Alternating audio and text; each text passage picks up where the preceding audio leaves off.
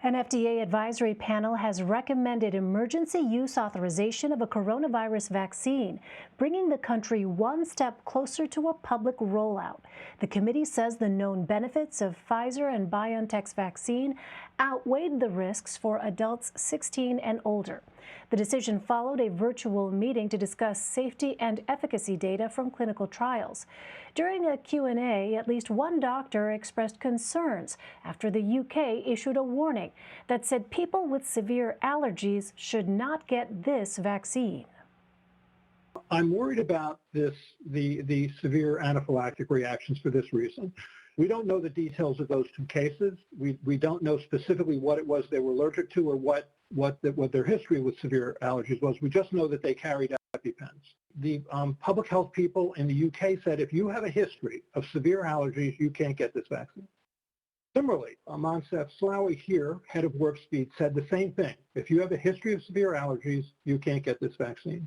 There are tens of millions of people in this country who carry EpiPens with them because they have peanut allergies, because they have egg allergies, who are going to believe now that they can't get this vaccine. That's a lot of people.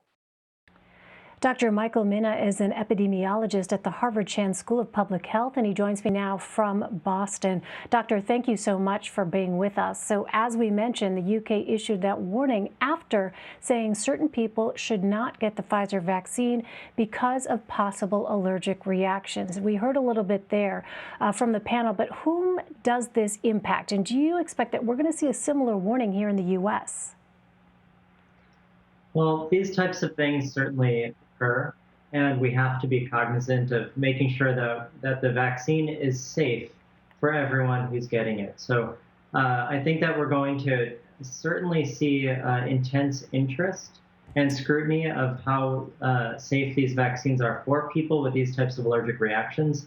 And I do expect that we will see these particular individuals being explored more, and we will learn from what's happening in the UK right now.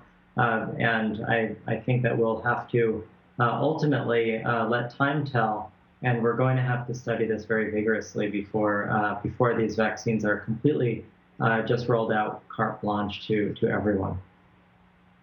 Yeah, doctor, is it concerning at all to see this come out after they've already begun vaccinating people there?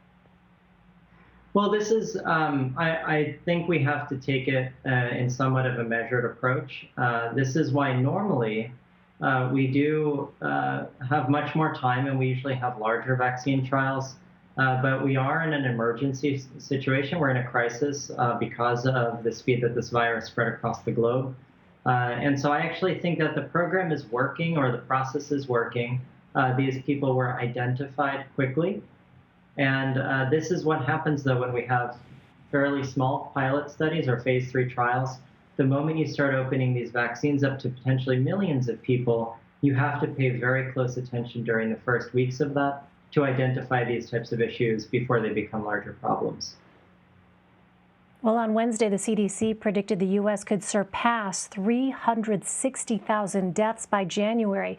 And you've said that lockdowns, you think, are not the solution, and we should give people instead the tools that they need to be safe. What do you think those tools are?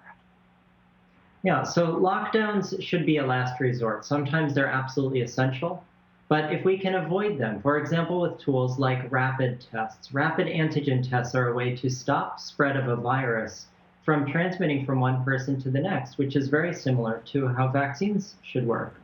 If we can get rapid tests into everyone's home, for example, so that people brush their teeth and take a rapid test every Monday and every Friday, we can actually get cases to start falling very quickly versus what is happening now, which is that they are rising. So these types of tests can be done very, very easily. They take about 5 minutes to report out a result.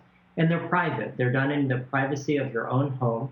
And they can let you know, are you safe to go and see your family for Sunday night dinner, if that's what you were going to do. They're not instead of the other programs, but they are a very, very powerful tool to use in addition to the other approaches that we're already taking.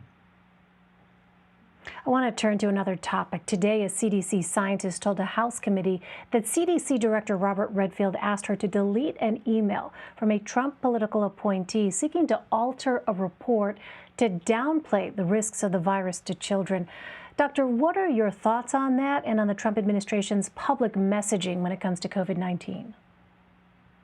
Well, I think that certainly by any measure, the administration's messaging has been muted compared to the real travesty and tragedy of this. The president has repeatedly suggested this virus is akin to a hoax, and it is not. We had 3,000 people die today because of this virus, and those are just the people who were recognized to be dying because of the virus. We have over 250,000 people will probably be infected in a single day that are caught. So we know that this is a very serious virus. We should, from a public health and a personal health perspective, and in general, we haven't exactly seen the White House be treating this with the type of urgency and with the correct messaging and on-point messaging that a pandemic like this really does require. Doctor, in a recent interview with the Boston Globe, you expressed disappointment with what you see as the country's dysfunction and failure to innovate in response to the pandemic. What, in your view, could have been done better?